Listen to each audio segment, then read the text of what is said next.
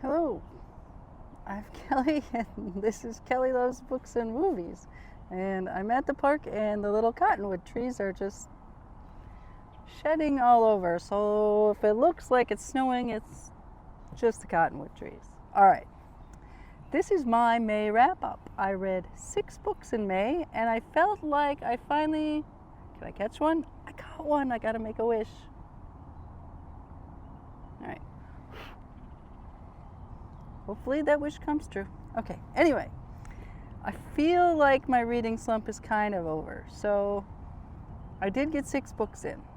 First up, Family and Other Calamities by Leslie Grace Streeter.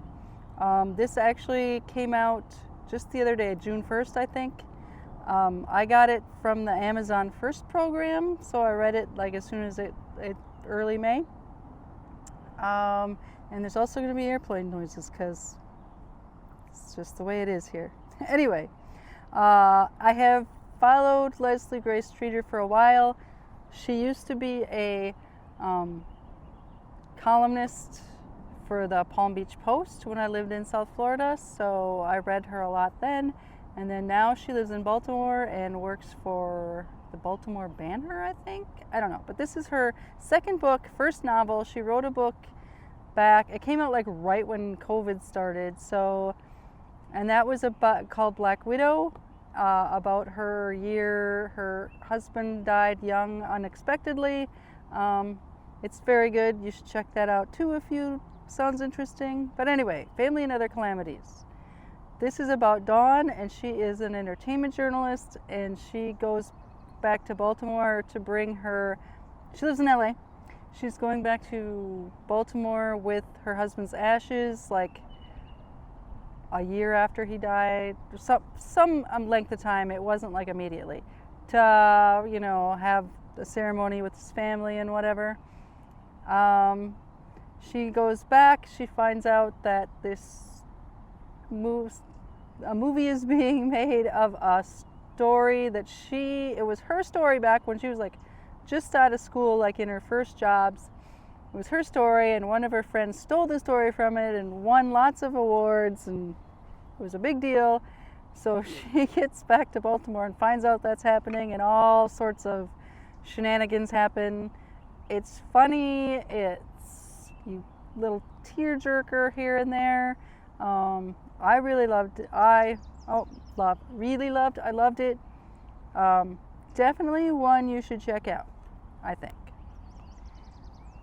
Next up, The Ride of Her Life. This is another one of those light romances. This is about Molly, who inherits like a boarding stable from her aunt, who she doesn't really know because her mom and her aunt had a falling out when she was very young. And her aunt leaves her the place, and it's kind of, needs to be saved. So at first she's going to sell it. Well, I don't know how, not really spoilers, but it's a romance. The other person is Shawnee. She is like the person, she's a farrier, and she kind of runs the place. And obviously, it's a romance. They get together sometime. Eventually, they fall for each other. Do they get together in the end? I mean, come on, obviously. But overall, the story I liked. There were some horsey things in here that are like totally wrong and kind of drove me a little nuts. But overall, it was a nice story. It didn't exactly go how I thought it would. There were a little bit of, differences. It wasn't completely paint by the numbers. I mean, mostly, but not completely. So I enjoyed it. All right, next up. The winners. Frederick Bachman. I'm so sad I have completed the trilogy. I loved this so much. And it was so hard to read because, like, he tells you on, like, page 3. And actually, a lot of this is some of this is alluded to throughout the 2 books. First 2 books, Beartown and Us Against You. But, yeah, my favorite character. I mean, they tell you what happens, what's going, the end result, basically in the first few pages. You just have to then you have a whole 600 and some pages to get there, and you're wondering when's it going to happen, and there's a little twist that you think, oh, that's when something's going to happen, and no, that's not it. Anyway, I absolutely loved it. Love the trilogy. If you have not read any of them, pick up Beartown, get sucked in. Love the characters. I mean, I think Benji is probably top 5 all-time favorite fictional character for me now. I just love him so much, and yeah, it's a great book. If you haven't gotten to this, I mean, if you're into the trilogy and you haven't gotten to this yet, it took me for a while to pick this up after I started, dang airplanes, after I finished Us Against You. But yeah, I love this book. I love the trilogy. It's amazing. And I want to say I love everything that I've read of his, which I cannot say because I didn't like Britt Marie was here. I always want to call it Britt Karn because I know Britt Karns, but anyway, Britt Marie was here. I didn't really like. Just saying. It was a long time ago I read that. I read that quite a few years ago, and yeah, I was not my cup of tea. But everything else I've read, I've loved, and I have anxious people at home just waiting to be read. And I can't wait for the new one that just came out. My friends, I hear such great things about it, so I kind of want to go get it right now and read it, but I gotta take my time. All right, next up was Death of a Racehorse. This is a nonfiction book about the crisis in horse racing, and it talks a lot about the drugging, all the different drugs used and the supplements and all that, and the cheating and the that has plagued, the cheating and the drugs and questionable supplements and all that has gone on since the beginning of time. But it was interesting. It talks about a little bit about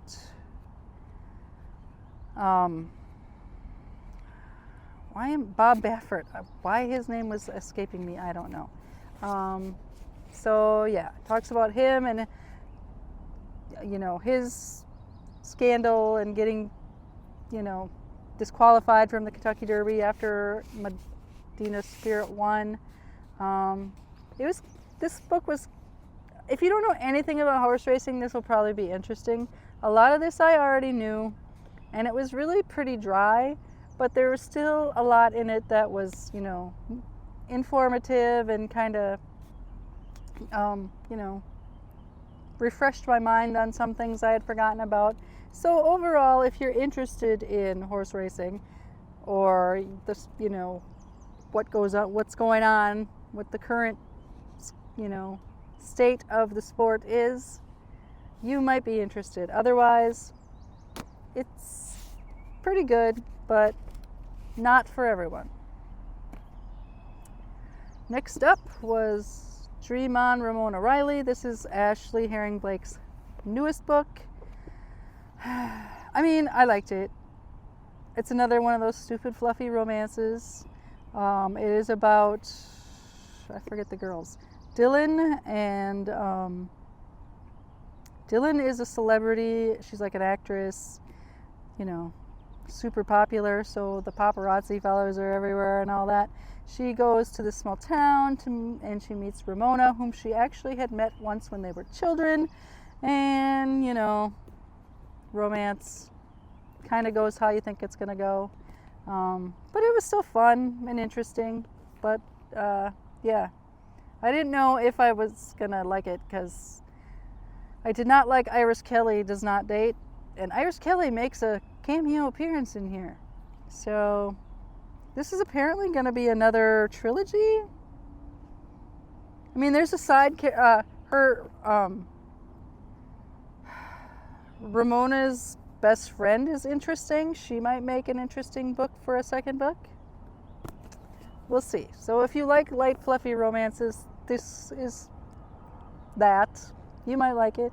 It's an escape for me. It was an escape for me, and you know, I enjoyed my time, and that's about it. All right, last up, Travels with Charley. Finally finished this. Travels with Charley in Search of America. Really enjoyed it. There's not a lot to say. I mean, everybody knows this book. He travels across the country and back with his dog in like a truck camper thingy in the 60s, late 60s, early 60s. I don't remember. And he just, meets people along the way, talks to them. Some parts were better than others. Some parts were more interesting than others.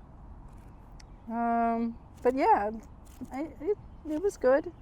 I liked it. Probably will revisit parts of it at certain times. Definitely recommend. All right. That is everything I read in May. June, I actually did a TBR and trying to force myself to read things that I picked, instead of doing the whole mood reading thing, although I gave myself a little space. I did that last week. Check that video out. And I am here just enjoying a nice day in the park. And I'm a few pages in. I'm maybe 40 pages in to Lonesome Dove. I'm going to sit here in the park in the nice, beautiful summer day and keep on reading Lonesome Dove. That's it for me this week. Thanks for watching. See y'all next time.